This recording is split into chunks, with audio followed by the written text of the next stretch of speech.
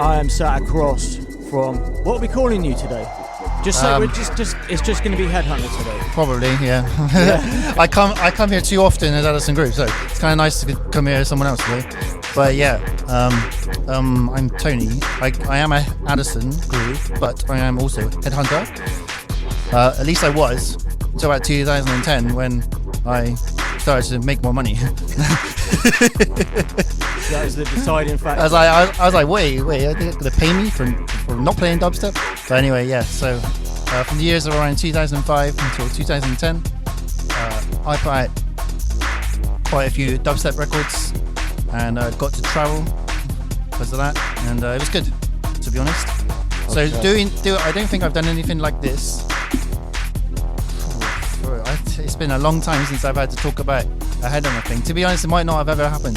No. Like when I was Headhunter, I was doing interviews at the time, but not like after. You know what I mean? Like after people were more interested in the Addison stuff because it was a bit more hype, I suppose. So this is an exclusive or an exclusive. Exclusive. Exclusive indeed. Okay, well, we're going to, obviously get into the What's this all tune? the details. What's this tune? Yeah, just to introduce, we started off with N-Type Tolerance, which is our Tempa All-Stars 3, which, I was just listening to yesterday. And I think I'm on that one too. You are? I'm trying to look. I need to look on Discogs to see what I did, because I've forgotten a lot of stuff, but I did. I was, thankfully, I was able to find quite a few unheard and unreleased tunes today that I made back in the day that I can play on today's show. Yeah. Be pretty cool.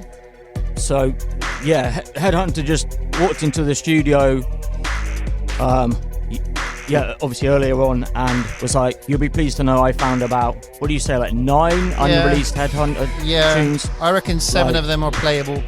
This is going to be nuts. That's cool. Big up everyone locked in. Obviously, we're going to get into some stories, some information about specific Headhunter tunes. But I guess it makes sense to start from the beginning. So I'm just lining up the first Headhunter release. Yeah, so basically, at the time that this got made, I was living with Tech Itch and Jakes. And me and Jakes used to have these battles on who could make tunes the fastest, and he was like literally my roommate. So and then I was living with Tech Itch and made this one, and Tech Itch was able to set up some kind of like P&D deal at the time, and so he put it out on a label that became like both of our labels in a way at the beginning, called Ascension, and this was the first release. And on the B-side was Tech Itch tune called Implant, which was a bit more of a drum bass line and dubstep tune, but at the time even that was like something different, you know. So Tech Itch was a drum and bass producer. This is not I know I've got this on as background to make us sound more professional. That's nice. You know, it's got a little what is this bedding tune. What is this tune? This is the first track of a Nomad album that came out on Tempa. That's correct. It is Lifeform, which I thought it's going to sit underneath our voices nicely. Can you hear that? Do you know what it is about this tune, right? That's nice. This tune ended up going on a game. Yeah. There was a game for Xbox. I never played it. What was it called? It's called Crackdown. Crackdown? Yeah, right? And I think, I don't know, it's one of those like shoot 'em up kind of, I think you try things. But basically, apparently, like when they got the thing, they wanted to use my song for when you stole an armoured vehicle. Nice. I was like, yeah, cool, carry on. And so this is the song when you get into a tank or something on this game. Okay. Yeah, nice. I don't know if this is stealing tank music. I wouldn't steal tanks to this. You won't want to shoot anyone to this. You probably want to put your gun down, actually. Yeah, like it's too vibey. It's not, But I mean, that's sick though. And obviously, I think the game is Crackdown 2. Yeah. So give us a shout if you ever played Crackdown 2. Yeah, let us know. But yeah, we're going to get into the first ever Headhunter release. Nice. Seventh Curse on Ascension Records. What year is this? 2006. Probably got made in 5. And then came out in 2006 because I didn't have a clue what I was doing at the time. Trying to see. I've got to look on Discogs to see, but it says 6 here. Probably got made. Yeah, it came out. I think it came out in March or something. Swoo. Yeah, so that was Seventh Curse. Aye. Which was which was your first release with, as we were saying, Tech Itch tune on the other side. The I think like most drum and bass heads will know who Tech Itch is. I would say so, especially in the early 2000s. Yeah, for sure. And so you were just living together by chance, or like? Not necessarily by chance. I'm from Bristol, so when I went to a school called Bedminster Downs School. It's a piece of, it's rubbish up there, but and I hated it. So in my last 2 years of school, I'll go to registration. I would walk out the school and I would get a bus into town. I do this like twice a week or something for about 2 years, a year. And I would go get the bus to town and I would go to record shops in Bristol, basically bunking off in record shops. So in the time there was about 3 or 4 record shops I liked to go to. I used to buy records from Purple Penguin, Giant, Replay, and Breakbeat Culture. And I got to know the people who worked in Breakbeat Culture quite well. And he just go in there and smoke. And I'm like 15 years old, 14. Yeah. And it kind of started from there. And I met quite a few people. And by the time I was 16, I was going to clubs with people, like people playing at the clubs. And I guess from that, I started to meet people in the drum and bass scene in Bristol, mostly from the Ledge side. So when I say Ledge was the old school crew from Bristol, which Daisy, who has a show on here, is part of, and like Marky and because he was one of the guys from Cochin, wasn't it? It's him and Dakota. Yeah. So I got to know quite a few of those people, and I hung out with them quite a lot. I met Jakes. I remember meeting Jakes for the first time. Jakes won't remember this, but I met Jakes for the first time because I knew Jakes was because he was on Dreamscape rave tapes when I was like 12. I was like, Jakes. All right, so I met Jakes at Ashton Court Festival for the first time. And he had dreads at the time, remember. But he wouldn't remember this, but I knew who it was. Yeah, that's Jakes. And as time went on, I think I just bumped into him more. But yes, so I guess by the time I had a bit of a weird upbringing, like from the age of like 16 to like 24, it was a bit dark and stuff, little like kind of homeless in a way, and it's living in like a youth hostel, and it's pretty dark. But then I think from the age of about 24, I just found out that Tech Itch had a room in his house. I'm like, can I come and live there? That will be quite interesting experience, because I knew I liked drum and bass and stuff. Good producer, and like amazing producer actually. And you were you mixing drum and bass at the time? I wasn't. I grew up when I used to go to these record shops when I was like 14, 15. I was buying drum and bass at the time. Yeah. Like I was really into Ed Rush and Optical, Bad Company. Of course. Like, that was my life. I loved it. And then when things got a bit dark, I had to stop DJing because just survive life and stuff. So there's a gap where I wasn't really DJing from, I guess, age like 19 to 24 or something. And then, but I was always producing. Okay. I never stopped making music, and I think I never tried to make drum and bass because I'm like, what's the point? Everyone's too good. If you're gonna make, if I was gonna make something, I would try and make something a bit different and weird. I think I made some weird breaks tunes, and then I found dubstep. And the way I found dubstep was there was an old pirate radio station in Bristol called BS1 Radio. Yeah. And they were located in St. Paul's. I can't remember what year this was. I reckon this was 2004. Anyway, a friend of mine, his name was Bob, he was like, we have an opportunity to do a show. Do you want to do a show? And I was like, okay. I haven't DJed for years. So I looked at what I could possibly play. I had no idea what to play. I wanted to play something a bit different. So at the time I was like, I'm going to play some grime. So I went to record shop, bought some Jammer tunes, some Wiley tunes, Genius tunes, like all that kind of stuff. Started playing it on my radio show, and then I started making tunes for my radio show because I was hearing these like Jammer tunes. I'm like, I think I could do that.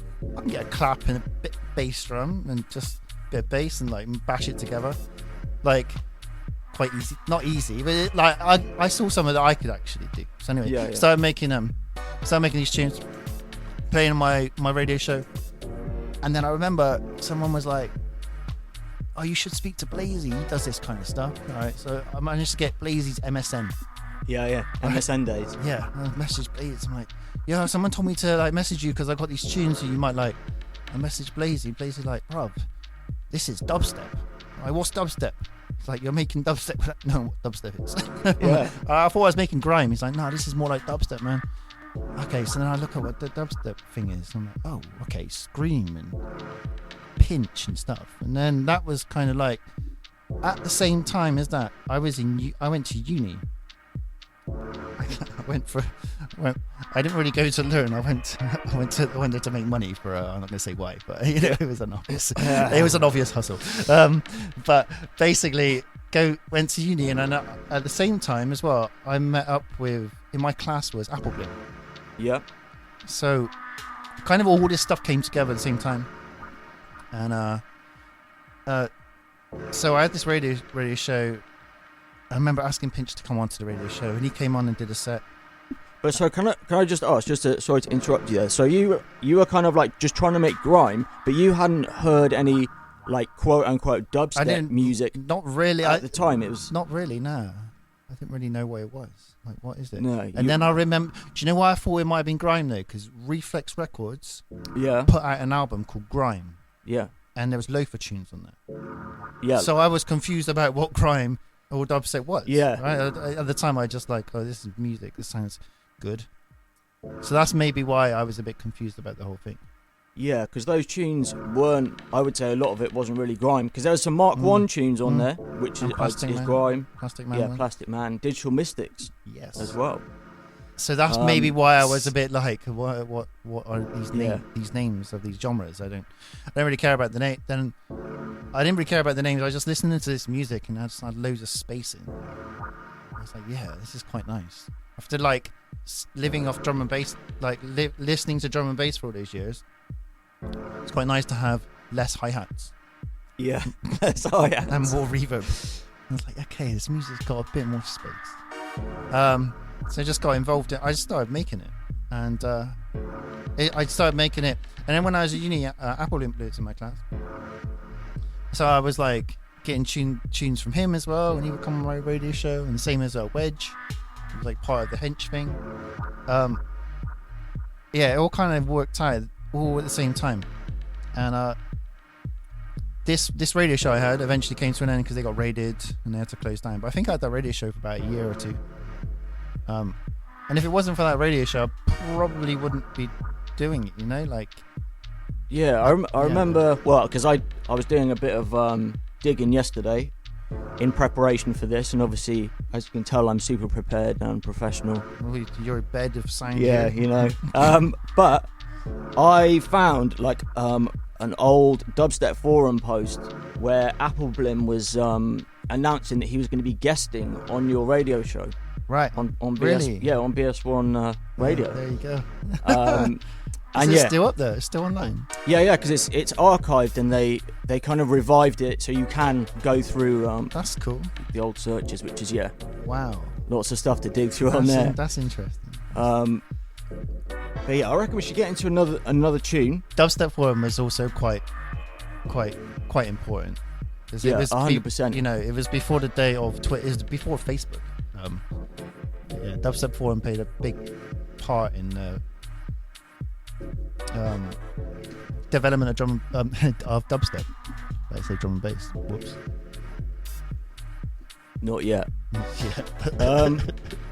Okay, so yeah, I have just pulled up Entity as right. So okay, which was was this your first Tempa release? No, no, because you had the Descent was my first Tempa release.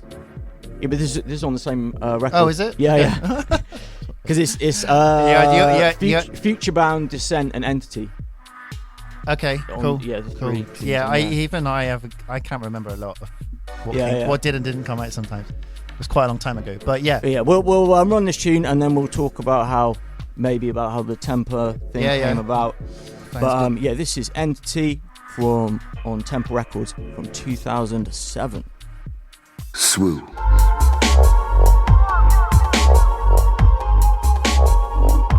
Okay, we're back. Nice. That was Entity, big tune from 2007 on that Future Band release. Totally forgot about it. Yeah? Sounded good. Haven't heard it since it came out. Yeah, probably. I was surprised then. I was like, wow, because this is nice. You knew this song better than me. Yeah. Like, I like the bit that comes in now. I'm like, what's going to happen? Yeah, we were just getting into a bit of a geeky conversation about the production on that. But I don't know, can we touch on that? Because I think that bass sound was like the signature Headhunter sound. And you'd be like, that's Headhunter. And you hear it a mile off. Yeah. It was basically... taking the same bass, so all these basses that I made back in the day, they would be on the ES2, which is a plugin in Logic, and to make that kind of wah-wah noise on the top, I just sent it to a bus, and there was a plugin called the Camel Fat, and I would just modulate. Modulate means you can change a parameter, anyway, nerdy stuff. But basically, modulate something and put it to a reverb, distort it, and that's how it makes that wah-wah sound. And it's just a drum and bassy trick, I suppose, but yeah, it's also an edge at the same time. I was like, that's cool. I like the way that sounds kind of drum and bassy, but the arrangements on a lot of my old tunes, like you just mentioned when we were talking off the mic,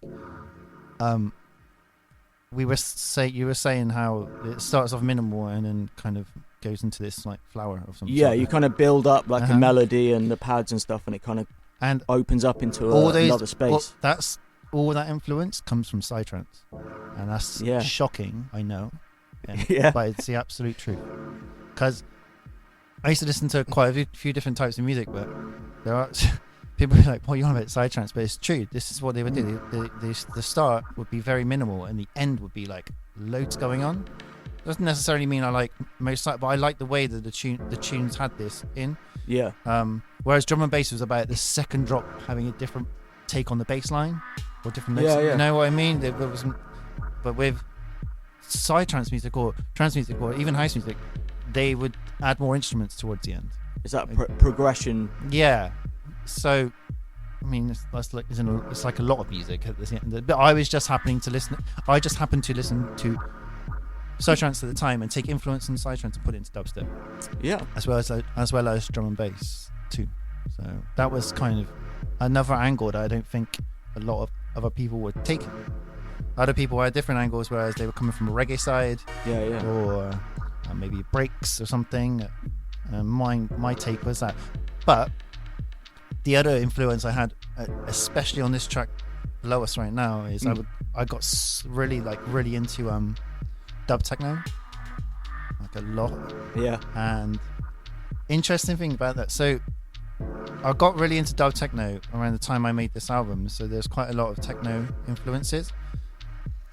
But around the same time as this album, obviously I got signed to Tempa, which was cool because that all came about through Applebin really, and Luke Envoy as well. And I managed to get into Youngster's record back. He was playing 5 artists. There was no other producers he was playing. I think he was playing Loafer, Mala, Benga, D1, maybe Casper. He's a fussy guy, isn't he? He was super fussy. So I was the first person outside like London to get into his record bag. Okay. Which was quite a big thing. Remember going to London, and I think he was playing at the end. And I saw him play my tune at the end, and it got a rewind. I was like, whoa, okay. When would that have been? 6 must have been. Because I remember I was in my car somewhere in Bristol. I was driving to play paintball with people. I think I was going to play paintball with Jakes or something. And I had to stop on the side. I had to stop because I think Applebin called me, and he was like, Sarah from Tempa wants to call you about being on Tempa. I'm like, what? So then put the phone down, and then she calls me, hey, do you want to come to London for a meeting? I'm like, what? What's going on? I put my first record out 4 months ago.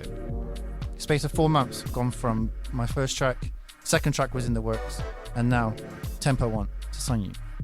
Okay, this is weird and cool. So I rolled it, and then what happened was they were like, let's work on an album and stuff. I started to get into dub techno, and then they were like, we're gonna make you the resident DJ at Forward, but you could do the warm up. So every 2 weeks, I would drive to London. I think I had a Golf, which barely worked. Oh yeah, I had a Golf, right? You'd have to go down the hill. It would cut out and go down the hill and come back on again. It's mad. Anyway, I remember going to London in this car every 2 weeks to do the warm up set at Forward. So I was Plastic People. Yeah. On a Thursday, and I would go in there with dub techno, and I would start playing dub techno and the music from Bristol. So I had like Jake's dubs because I was living with Jake's, and I had Apple Bloom dubs. I had all these kind of interesting Peverless tunes, like dubs from Pev, like all these kind of like little interesting takes on dubstep, which were kind of like a bit more techno influence. So I became like the Forward warm-up DJ. I'll be playing before Scream or something, but playing like, so that was cool. That was like really interesting. And I remember Forward changed from a Thursday to a Sunday. And I noticed when it went to a Sunday, I remember seeing things starting to change. I remember being in Forward and I saw a guy with his shirt off. I was like, what's going on? What's happened to dubstep?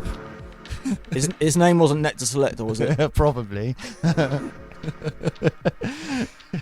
Yeah, big up Nectar if you're locked, by the way. Big up Nectar. Nectar booked me a few times in Plymouth. Yeah, and maybe Falmouth as well. Yeah, think so. Yeah, with Laurie. Yeah, man. Yeah. Did you, when you did start doing those sets, had you had a tune out on Tempa already? Was this? Yeah, this was already released. Yeah. And what about because the following release was Initiate EP? Yeah, I believe that had that wobbly tune on. What's that wobbly one? Impulse. Is it Impulse? No, not Impulse. Drop the Waist. Drop the Waist. Yeah, okay, that's the one. Yeah. Actually, should we play? Let's play something off that. Do you want to choose a tune off that EP? No, I'll tell you what. Before you play that, I'll play something else that never came out. Well, from around the same time. Let me see. I've got a couple here, which is good. I'll play this. This never came out, and a few people had it on dub. I think. Can't remember who had it on dub, but a few people. And for about 2 years, this is really weird, but this particular tune was used as the background music for Marianne Hobbs. Okay. On her Breeze block. And then about 2 or 3 years, oh my god, that's another time as well. I had to go to London once to do there was a Tempa special on Marianne Hobbs. Yeah. So I went to the BBC studios, and like all the people from Tempa was there, like, Scream, Bango, and me, and I'm like, what? And they're like, Mary wants to do a little interview with you. And I was like nervous and stuff. So I was like, Mary, how many people do you think is going to be listening? She's like, maybe like 16 million. Like, I started writing down what I was going to say. I had to get my pad out. Oh my god, what's going on? I'm shaking and stuff. I'm like, god. And she asked me a question. I'm trying to read it off, and then once I started talking, I was all right. I was like, I can talk on the mic. And then after Amber Scream said, I can't make my rinse show, and I was like, I'll do it. I was like full of confidence, So me and Laurie after went from BBC Studios to Rinse to do like a back-to-back together. And I think I spoke on it over the whole show. Like, I was just buzzing, Cool. So that was interesting. But anyway, this tune I'm about to play is called Haunted. A few people had on dub plate, but never came out. So, yeah. Okay. Swoop. Yeah, this one's sick. That's very moody. I was angry when I was young. I probably made this. I know that I made this in 2006 or maybe 5. I can't really remember, but like one of the earliest tracks I made for sure. Yeah, just wobbly. I think I didn't really know what I was doing. I'm gonna be honest. Like, I knew how like the synthesizers worked and the drum machine worked, but I didn't really know what I was doing. It was a lot of messing about, and seeing if I could make something. Because I got a lot of tracks, and I'm not that good. But they were all just everything, regardless of if it's good or bad. It was all. In a way, I was learning how to make music. I got signed to Tempa, and I was still learning how to make music. In a way, but I think I speak to Di about this quite a lot. I'm like, how can wish we could go back, put our brains back to like 15 years ago, where we were so naive that you would try stuff that you now forget to try. You stop being experimental. Not stop being experimental, just like ways to make music. Because you didn't know any different back then. Now you're like, okay, this kick drum has to be at this a certain frequency and stuff like that. I think you've got to like consider all these other factors and be like, oh, these frequencies are clashing, and you're thinking about the mix and stuff. And whereas the key, like, I didn't know what I didn't know if this is in key. It probably isn't. I didn't know if it might. I think a friend of mine, DJ G. Who I'd done some releases with. Bay Area. Yeah, man. He was like, your tunes are not in key, but that's why they're good. I'm like, oh. I'm actually playing another one. I'll stop that one. That's what made them interesting. Like, all right, cool. I still don't know what I'm doing, but cool. If that works, then so be it. But so anyway, that was the temp like that's midway through my Tempa thing, and then I worked on the album. I managed to pull an album off in like the space of like 6. I don't know how. It took me like 3 months to make an album, which is nuts. 3 months? Yeah, I made that album in about 3 months. That's and crazy. I made it in different places because I was DJing a lot. So some of the tracks were made in certain parts of Europe. For half of the album, or was it? I don't know. I can't really remember the time frame, but I definitely wasn't living anywhere. Okay. There was a good point. Like there was a couple of months where I would I just went from gig to gig. I remember being in Greece and staying in Greece for 2 weeks, and then my next gig would be in Austria, and I would like say to the promoter, do you mind if I stay for a week? And that's why my album was called Nomad, because I was just bouncing around like living rent free, annoying people, but it was cool. And then I had my like MacBook, and I would just use Logic to make tunes. So you're just making that just wherever you were traveling to, that's where you were making the tunes. Yeah. And it wasn't like, oh, I've got to make a tune today. It was just like naturally, that's just what I did. Pick up, get my laptop, make something, but yeah, it was nice to like not live anywhere while having places to go. Yeah. So did the kind of DJing really take off? Because you had the obviously the Ascension releases, then the 2 Tempa releases. And if you were making the album when you were DJing a lot, I'm guessing the DJing picked up around the same time that those. It must. Like when I guess those releases dropped, and then everyone was like, "Yeah, I started." This guy. Yeah, it's mad. It all happened really fast. It happened so from 2006 to 2007, I started to like I made some money, not like a lot, but I made some, and I was just DJing, and people like in Berlin asking me to play in. So I've gone from like not traveling anywhere to being asked to go all over the place. And I think by the time 2007 came around, I was doing American tours, which was nuts. Yeah. And then that just didn't stop. I got a visa, and I'd go to America 3 times a year. Because in America, by 2008 in America, dubstep was massive, even in an underground way. Like Skrillex thing hadn't even happened yet. It was huge, like on the underground scene. It was inevitable. It was like they're gonna make this into rock music, and they did, and then it went crazy over in America. But they loved dubstep, man. I think what happened in America was I think they just had enough of drum and bass, and they wanted something else. And yeah, I think that was how a lot of people got into dubstep. I think that was personally how I got into it. It was more chill. No, I don't know. Like, no offense to anyone who's making drum and bass at the time, but I was into drum and bass from for a very long time. Same. Like Ed Rush and Optical, like you were saying, like Wormhole. That was just like 98, 99 golden era for drum and bass. Like exactly. The whole of the 90s is, to be honest. But by the time 2001-2 came around, I definitely lost interest. Yeah, it was. I think it was kind of stagnating. Everyone was, I don't know, it just felt like it was getting into a bit of a rut. Obviously there was still some, as there always is, there's like some artists that are doing different things. The only ones I remember drum and bass I remember hearing at the time, early 2000s, my favourite drum and bass at the time was Breakage. because he was making that jungle style drum and bass. Yeah, like stuff on bass bin. Yeah, on the bass bin, that kind of stuff. But then you listen to that, it's really dubby. Yeah. So it's his drum and bass, but it's got that old school flex. So yeah. yeah. I think that was how I did, and I hadn't told you before, and I'm slightly should I say this and be like just ultimate fanboy? Go for it. Fanboy me up. But it was your music that got me into dubstep. Big up Ollie. Just laughing at me through the glass, because I heard my mate DJ Mystery, big up Mystery, every time, and there was Nectar Selector and another guy, Deep Thought. Those guys are playing dubstep, but I think I just didn't.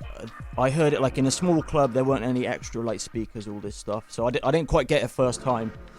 And I was like, what is this stuff about? But there was something like really intriguing about it. So I went online and I was like, I need to like look into this properly. And you know what? My looking into it properly was going on MySpace and basically like searching through, because you didn't have the genre tags. You had like, you could choose like dub, because dubstep wasn't a tag at the time. No, yeah. So people put like dub or two-step, but I think like you could search via the tag. So I was just searching through artists and I was like, yeah, this stuff's alright. But then I found Headhunter's MySpace and I was like, this basically, that was because you could upload 4 tunes on your MySpace player if you had a MySpace artist page. Maybe you were like more songs, but you were only they like upgraded to the 5. 4 in the play. Yeah, you can. Yeah, no, you're right. You'd have to like swap them out. Yeah.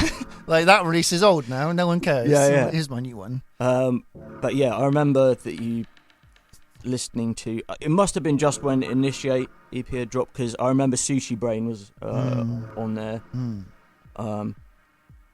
Yeah. But yeah, that was cool. sick. And that whole EP. But yeah, and then I started buying dubstep records, and nice. That was it. So this is pretty mad for me now, like just sitting in here, going through. What year is it? June. 2021. I don't know what year it is. Who cares? It's the same as last year. It's not. That's it. Things are changing. It's good to see. We're getting there. Should we play another tune? Should we go for You can play another one of these exclusives? Oh, Should we go? You want to switch something from Initiate? Do you want to, or do you want to? I'll tell you. This is going to be a bit. Where do you want to go? I've got a different one to play here. Right. So this one. Let's go there. I probably made this a little bit later on. When I say later on, like 2009. Yeah. 8. Totally forgot that I made it. Never came out. Then about 2-3 years ago, maybe 4 years ago, I don't know. Ben UFO did a top 10 favorite dubstep tunes for some website. What was the website? Factory. Okay. And this was in it. And it's not a traditional dubstep tune. It's a bit more, got more of a funky vibe, UK funky. But anyway, yeah, I've forgotten about it, so I had to message Ben. Like, do you have that tune that you like of mine? He had to send it to me. You didn't have a copy of it? No, I don't know where it was. So I got it back from it. It's not. It's funny. It says here, it's called Mint 500, and it says Mint 500 headphone mix. So clearly, I never even mixed it down properly. But who cares about the technicals? No, it's all about the vibe. Let's play the vibe. It's all about the vibe. So I listened back to this earlier today, and I was like, oh, okay, this is all right. It gets really nice halfway through. Anyway. And what's this called again, sorry? Yeah, Mint 500. The Mint 500 is a race in Las Vegas, and it's the race that they go to in Fear and Loathing in Las Vegas to report on, but they completely screw it up by getting wasted. Yeah. That is my favourite movie. I'm guessing that's why you sampled it on a couple tunes. Prototype, yeah, Prototype for sure. as well. Swoop. Yeah, this one's sick. It's like a kind of it's kind of UK funky dubstep-ish, don't know. Got everyone bopping their heads rolls to that one. Nice. We were trying to figure out when all this happened, and it's not very hard to kind of say what year was this one and what year was this one, when everything happened in the space of 4 years. Right? Like, that's a bit mad. I can't really remember when this was made, but yeah, but roughly 2008. 8, 9, yeah. 8. Okay. I'd say 8. Yeah. Something like that. But then around the same time, I was making like super halftime stuff. I have actually got a tune with me is a collaboration between me and Cryptic Minds that never came out. Oh yeah. Oh yeah. I think we want to listen to that, don't we? But it's not like it's not already finished, right? So I'm gonna play like half of it. I mean, as you mentioned it, we may as well just get straight into it because I can't wait to hear it. And let me find it. Hang on. Yeah, we never really got around to finishing it. I did do a remix for them that did come out, but yeah, I think around 2008, 2009, I became quite good friends with Cryptic Minds, you know, because they were on that almost drum and bass vibe, dubstep tip, and so they were hearing my stuff. And remember Simon would give me phone me up quite a lot, just chat to me and stuff. I'm like, yeah, carry on talking to me. Tell me how you made this bass. So big up our Cryptic Minds. They were really, really safe guys, to be honest. Yeah, so it was Minor 9, was it? Minor 9. Minor 9 is the tune that I did a remix of. Yeah. Of them. Yeah. Anyway, was the original drum and bass, or the original was the dubstep tune? Or was it? I can't remember. Tune, I think. Yeah. I think it was. Yeah. Anyway, this is I was gonna play. It's only gonna be 2 minutes, but this is it doesn't have a name. It says collab, Headhunter and Cryptic Minds. Let's go. Swoop.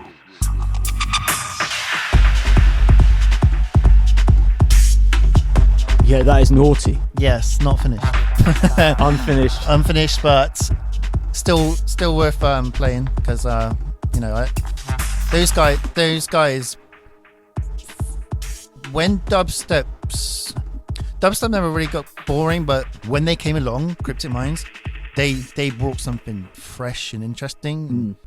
Yeah, because I put up on my Instagram yesterday if anyone's got any questions for Headhunter, and obviously the inevitable question is, are you ever going to make any dubstep again? I know you don't want to answer that question, but I mean, there's so many people that want to know, and I don't know, I'm sensing that the answer's not no.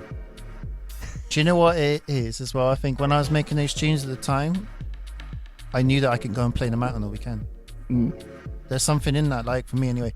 If I can make something on Monday, and I knew I have a gig on Friday, I'll make something on Monday, try and get it finished off by the Thursday, just playable, and then go out on Friday and play it. We're not really in that situation at the moment. No. So, yeah, that's it. The production of music is kind of fueled by the DJing of the music at the same time. You know, like you want to go out, play the song on the weekend and give it a test run, even if it was just for my own DJ set, and then go back on the Monday and go, okay, there was something wrong with this tune, or oh, this tune is actually good, I can go and give it to someone, go and give it to Youngster or something like that. There was a point where tunes were being made for Youngster.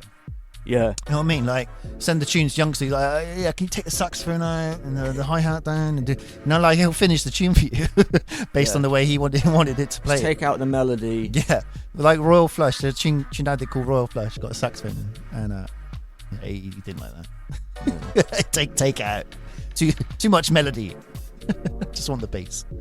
Well, I was going to say, like, because after the album came out, it seemed like you weren't doing too many original Headhunter tunes, but you were doing a bunch of remixes.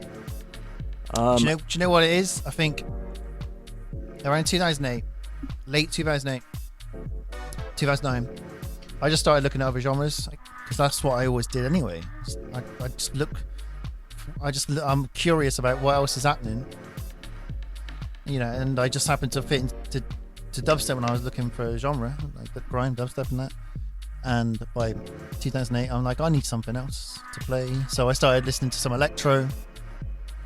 But the thing that got me was the Footwork. That's it. I heard Footwork. I was like, this. There's only two times maybe in my life this ever happened. When I first heard that grime dubstep back in 2004, 5. And the first time I heard Footwork, I didn't know what to. It was down to me to decide if it was good. There was no hype on the genre. There was no one out there saying, oh, this is a big tune.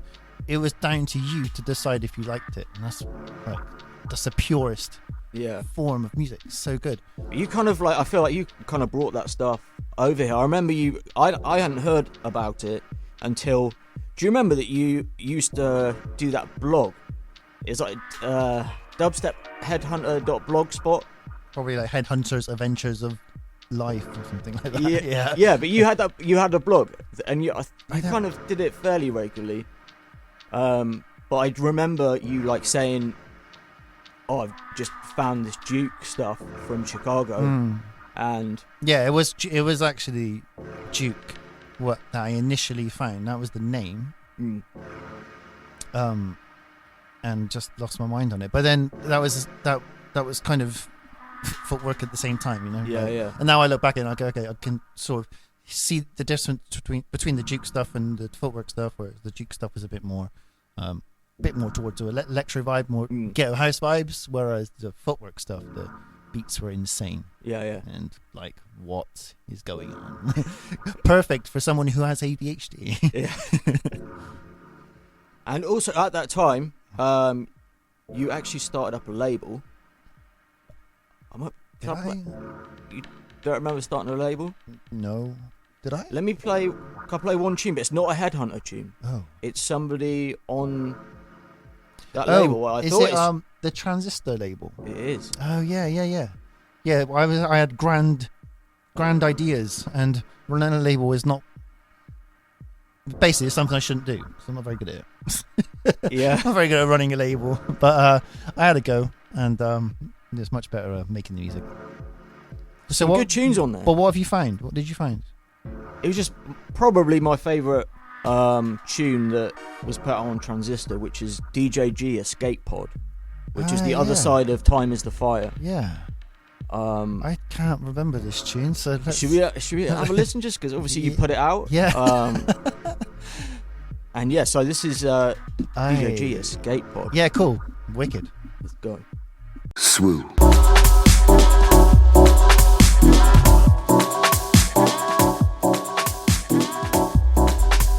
Yeah, so I reckon that's a wicked tune. That's just great. That vibe. It's just floaty, heavy at the same time, and a bit techno. Yeah, that was DJG's vibe as well. He's been putting out some techno recently, I think. Yeah, really safe guy. I used to stay with him when I would go to America and play in San Francisco. Yeah. So we were obviously just talking about the later Headhunter. Yeah, later Headhunter days and tunes, but we touched on how things started out, but obviously you very much represented, like you were representing Bristol and the Bristol dubstep sound as you were traveling around. But in the original days, like when you started out and you were saying that you were came up through BS1 radio and that, but you started where did you first start playing out at Headhunter? Was it sub-loaded? My first ever gig was Pinch booked me at the Croft. I got paid 45 quid, and I played before N-Type, and I was shaking. It was dub-loaded. Dub-loaded. I remember. Yeah, I remember it. I remember now. What I did was, I was so nervous before that I made sure all the tunes were the same BPM, so I couldn't ruin the mix. Yeah. I make sure the tracks were at 140. Came on before N-Type, and didn't really know what I was doing, to be honest. Just like play, and I think I remember meeting that night. I met N-Type played. I think he came down to Bristol with Scream and Mala, maybe. So like they were there too, and this might have been 2000 and I don't know. It might have been 2005. I can't remember, but I'm gonna Google it. I might be. No, I'm not. And Subloaded, I think it started in 2004, but I might be wrong. That was my first ever gig. I remember Pinch booking me. It was like, cool, this is nice. And then quite soon after, it's all a bit of a blur now, but started going everywhere. Yeah, and is that how you met like the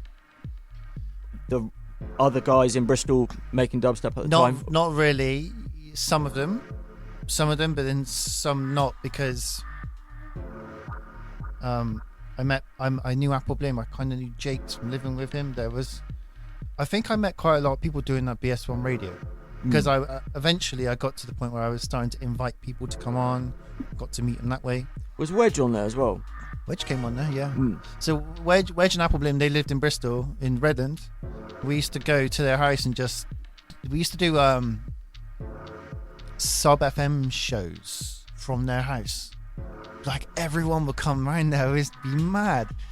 And like Christmas party, and like it was kind of funny actually, doing these like sub FM Christmas specials in Wedge's house.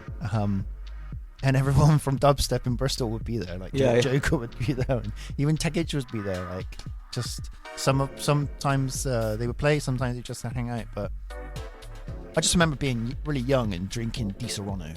Yeah, like an idiot, having the best time. So that things like that were going on, where you would meet people like out and about, just being involved. And I think the record shop at the time was Rooted. So Peverless was working in Rooted. I'd go to Rooted and be like, why don't you have a sofa? Because I wanted somewhere to sit down. Well, because you're in there so much, you're getting tired on your feet. I just remember from going to Brady Culture back in the day, I was like, they had a sofa there. And I was like, Tom, you should get a sofa and a coffee machine. And he's like, nah, because you'll stay here too long. I'm like, okay. Can you make me a bed? Can you just set me up somewhere to... Love that shop. Yeah. Big up Peverlist every time. Such a dude. Yeah, so you just being involved in the music, you just run into people. But Dub Loaded was the one. Like, it would happen, I think it happened every month on a Wednesday at the Croft. I think I went to I tried to go to almost every one of them. But I never really went into the main room too much. I would always be at the front, because there was 2 rooms. I would just be at the front talking to everyone all the time. I find that really interesting, because a lot of the music that was being played, fine, I can go and listen to it, but I think I was just more curious to just chat production things, or you know, like get to know people. And there was always people coming in from outside Bristol you could meet. Then it was great. That was again, that was like 2007. And of course Rob also did Subloaded too, which was the big one, and those were amazing. You get like a massive rig, get to hear that Black Swan.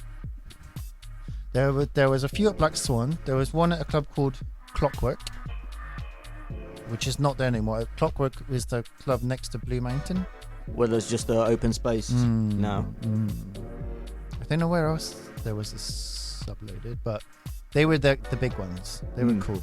And there was a few in more recent times at Trinity, maybe 2 or 3 years ago.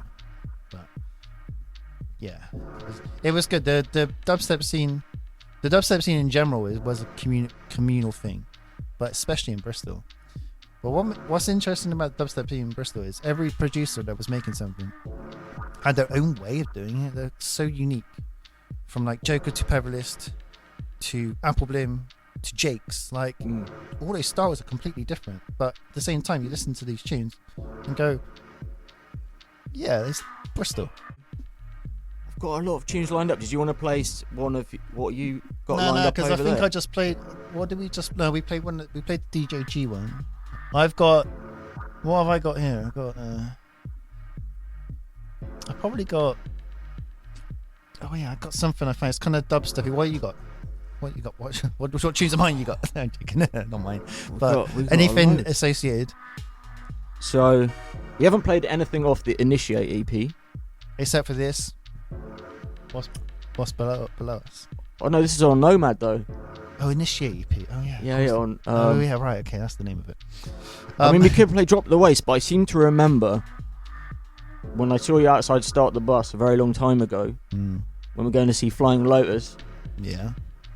And you said you didn't really like Drop the Waist. No, not really. And you said everyone loved it, except for me. Yeah. Yeah, and it's like, this is just typical. It's just like one of those tunes you make in 2 hours and think nothing of. Then it ends up becoming like something. Kind of the tune that everyone was playing at that time. Yeah, well, it became a youngster tune for sure. And play it, man. Well, let's go. This is Drop the Waist. I think Tony's going to take his headphones off while this is playing. He doesn't want to hear it. Don't mind it. It's all right. Swoop. Yeah, out to the 753 saying Tony is the G, be it as Addison or Headhunter. Cheers. Yeah, that's Drop the Waist, and I think we've agreed that it is actually a sick tune. Not bad. Mate, it's a banger. Memories of that tune is it took me no time to make, and then I played that and everyone went mad. And it's like there'll be other tracks that take me 2 weeks to make, and in fact, tunes I spent so long on that were never finished. And then I'll make something in an afternoon, and it becomes like the lead track of an EP. Yeah. It's interesting how it goes. It's a banger. It's so hard. Like, all the elements of it just bang.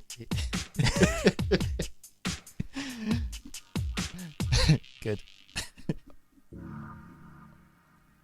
Okay, well, we're going to play something. Yeah. You were saying put. What do you want? What do you want to do? Play something new? No, we'll play. I got someone new. Yeah, that'll break things up. Because if I play something new, we can probably. Because if you keep playing the Headhunter, people be like, "Oh, this guy sounds the same." No, there's some variation. variation. There is variation. Thank God. I just got to find this tune though. But to be honest, I remember at the same time as that tune, I was playing a tune of yours. I can't remember what it's called, but I used to play the hell out of a tune, a Pulsar tune. And in the same vein, you didn't like the song, but I loved it. I can't remember what it's called. It was probably Ejected. That's it. That's the one. Yeah, and then I kind of stopped making. We should play it. I ain't got it. Yeah, I don't have it either. But no, I appreciate the support because you were the first big name actually to play my tunes. And yeah, I remember. And I remember just every time I would run into you, like, make more tracks, and you're trying to, and you're not trying. I don't know what. Yeah, way things went. It's the way she goes. It's the way of the road.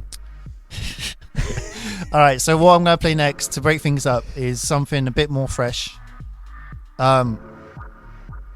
Is it going to this might come out? Probably will at some point, but for the moment it's just a dub I enjoy playing. I played it at High Rise the other week, 2 weeks ago. I played the High Rise back to back with H, which was cool. It's just good to play some music on a nice sound system. This got the rewind. I was very happy, but it's the first time I actually got to hear it out. Yeah. So I played at the High Rise. Like, yes, sounds sick. But yeah, I've been playing this on my stream like since I made it, and it's just a really fun tune to mix and drop. So yeah. Anyway, it's kind of untitled, but the potential name is Meaty Business. Meaty Business. Yes, and the reason why I'm playing this is the techniques I used to make this tune, the same techniques I used when I would make a Headhunter tune. Oh yeah. And use kind of LFOs and interesting ways, and using kind of harsh sounds, but you'll get the idea. I'm intrigued. Yeah. This one is at 160, so it's a bit more on the kind of like that end. Yeah. Yeah. Cool. Okay, well let's run that. Swoop. Yeah, this one's cold. So yeah, like this is an Addison Groove tune, but you can hear how it's got that Headhunter production kind of influence, I suppose. Yeah. Yeah, that is fire. Nice. But talking of Addison Groove, Hey. Should we touch on how that kind of like came about, that transition?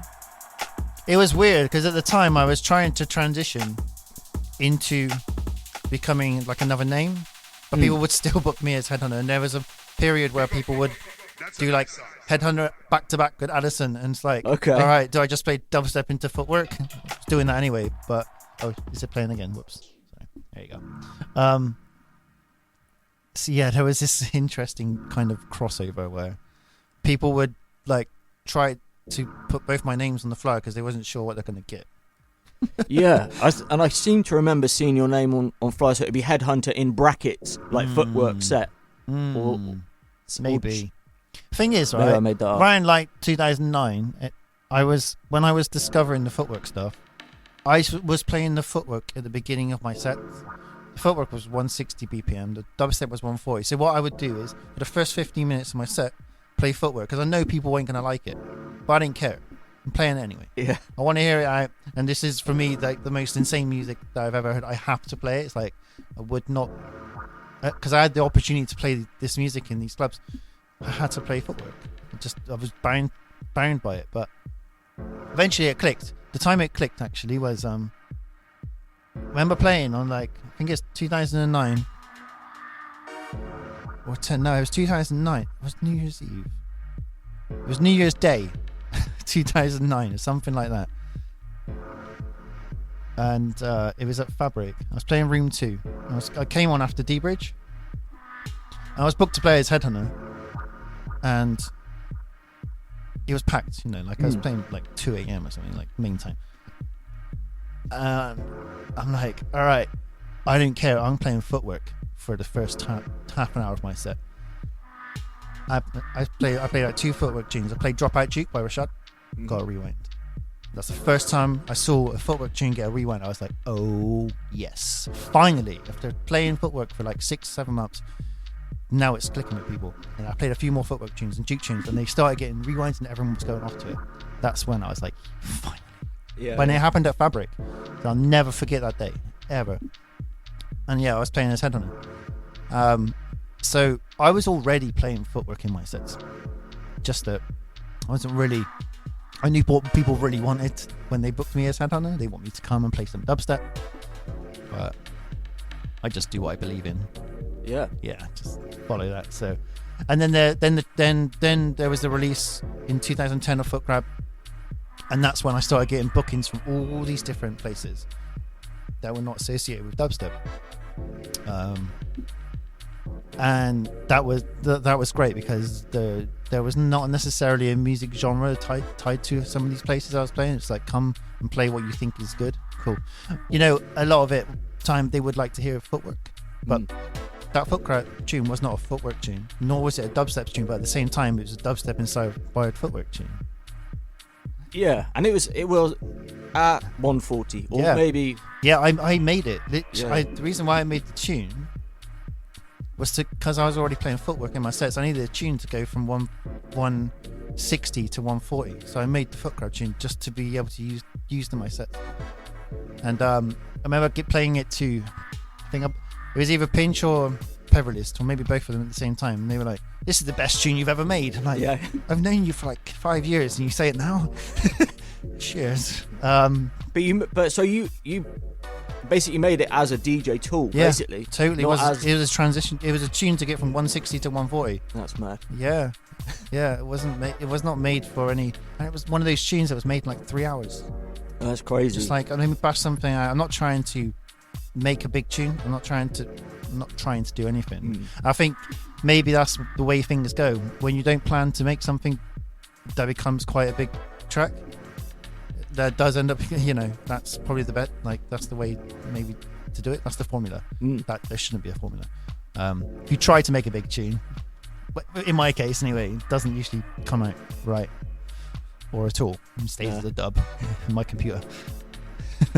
But you started getting a bunch of Addison Groove gigs off the back of that. But then there was, because you did like, was it Boiler Room, or where was it that you did like an 808 set? That was a Boiler Room. That was like one of the first ever Boiler Rooms. Must have been like the 3rd, 4th, 5th Boiler. I don't know. It was an early Boiler Room. I think that was it must have been 2010. I can't really remember, but I remember driving to London with all my gear. I took my 808, I took a Mackie desk, I set it all up, and I just like kind of played off Ableton with people stood around me and like don't really know what I'm doing, but I'm just gonna bash these buttons.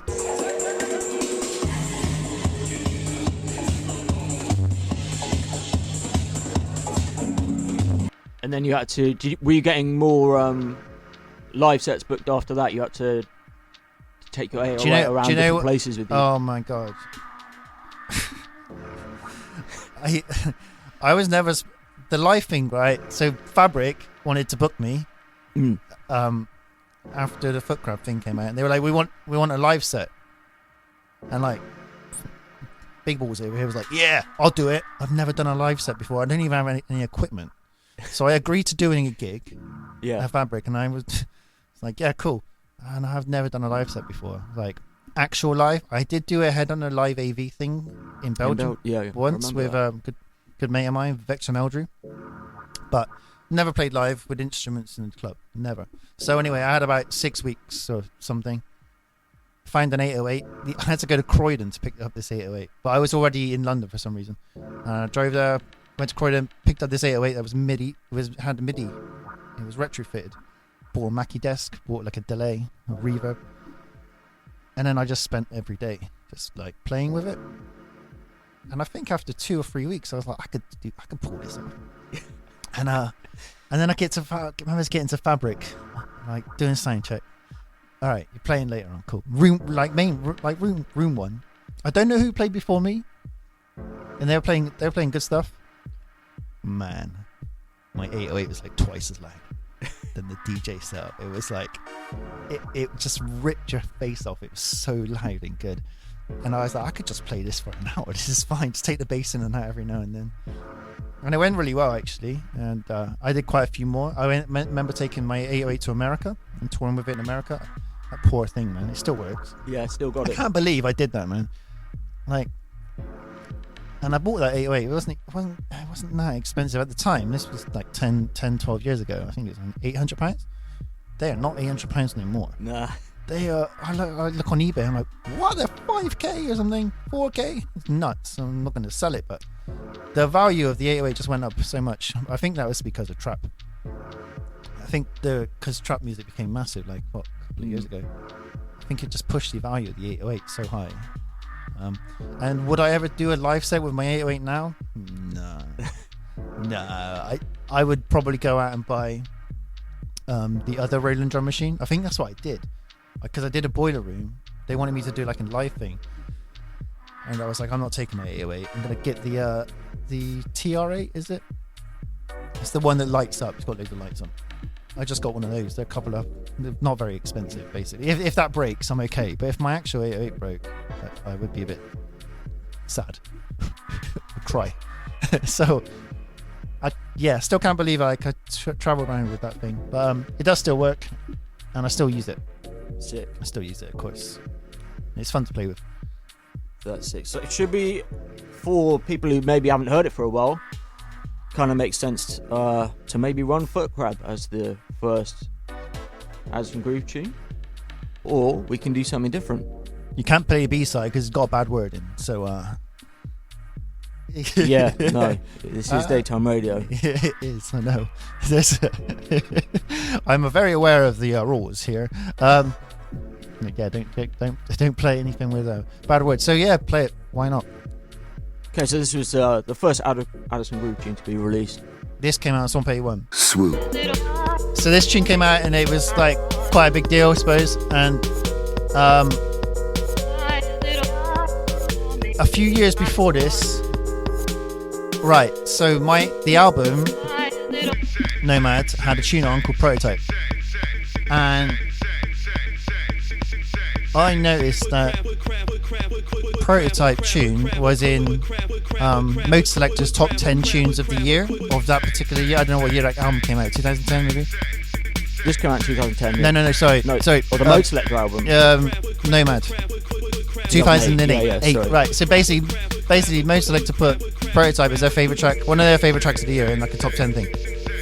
So I think I told Tempa at the time, I was like, look, Mode Selector likes this tune.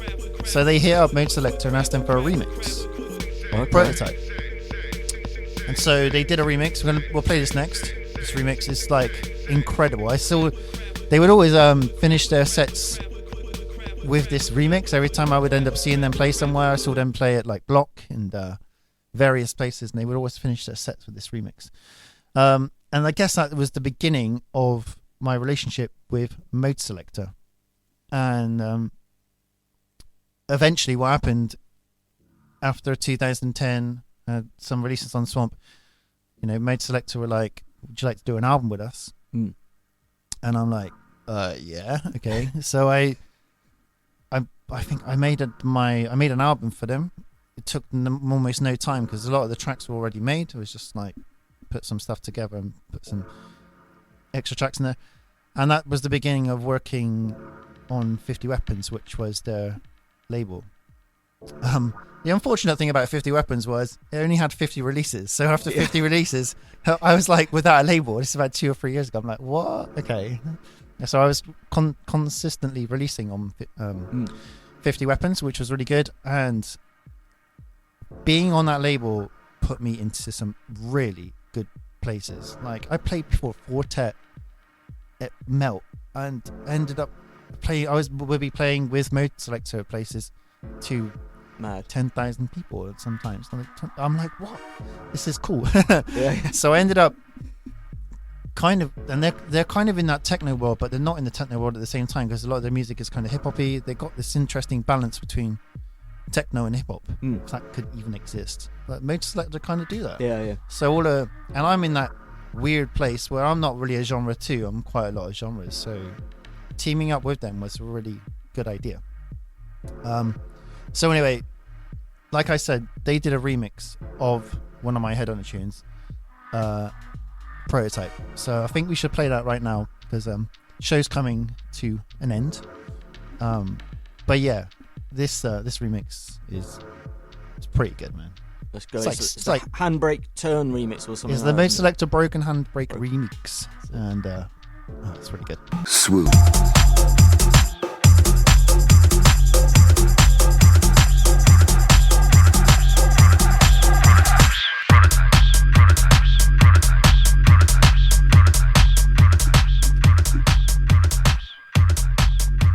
Such a banger.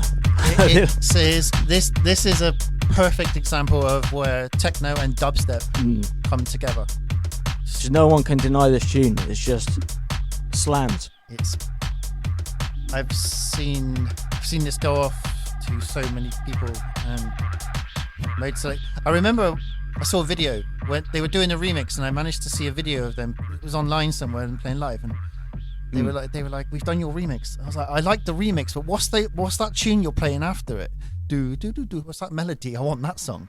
And it ended up being the remix, you know. Okay. So that was good. The remix, because that melody was not in the original. Obviously, the bass was, and some of those drum parts are, and the vocal and that. But they added that melody to it, and like quite a massive build up and stuff. And you're just saying like how fun it is to mix as well. Really good tune. Like... Yeah, it's great to mix. It's got that kind of very distinct bass, and when you mix the bass in and you're on a good rig, sort of takes you back a little. You're like, whoa, boom. Okay, use your breath a bit, but yeah, that's a good one. But big up Mode Selector, like they done a good job on that remix, and they were really good to work with as well. Like solid guys, and they really believed him. There was a time they played at the Colston Hall, and they got off the plane, and I just finished my second album for them, and I thought I finished it, and they were like, we'll come in your house on the way from the airport. They came from the airport, came to my house, came to my studio, sat in my studio for 20 minutes, put the album in order, and they were like, right, cool, we'll see you tonight. In 20 minutes? Then they came, they were there for about 20 minutes, did this. Then they went into my garden, I got an apple tree. Gurno from Mode Selector gets his phone out, takes a picture of the apple tree, went, that's the cover. Done. Like in 20 minutes you've just finished my album. Amazing. Like without me, like I was impressed by that. That's cool. And that became the cover of the album, and the track list was pretty much what they had set up. So yeah, I'm coming to the end here, aren't we? So we've got 2 minutes. Gardener's on next, who's just sliding past me right now. Hello Gardener. Gee, what's going on? Good afternoon to you. You got a show with a bit of sun. It's been a bit miserable lately, isn't it? So anyway, I saw you on the Next Men stream the other day. Wicked. Love those guys. Big at the Next Men. Anyway, this is Pulsar show, not mine. No, mate, take it away. Mate, this has been so sick. I can't thank you enough for coming on, man, because I mean this has been great. Like for me personally, and I know like just the messages we're getting in, it's like overwhelming, really. Yeah, I had to just condense the amount so of much. love that I had to condense is. a lot down because I could speak for ages, of course. But it's been brilliant just to find some of these. I've listened to tunes I've not heard in a long time. Cool, yeah. I'm going to be grabbing all of them off the hard drive. Okay. I'll sort you out. And much love, mate. Thank you. Yeah, big up everyone who's been tuned in. And thanks to listeners, of course. Don't touch that dial. Swoop.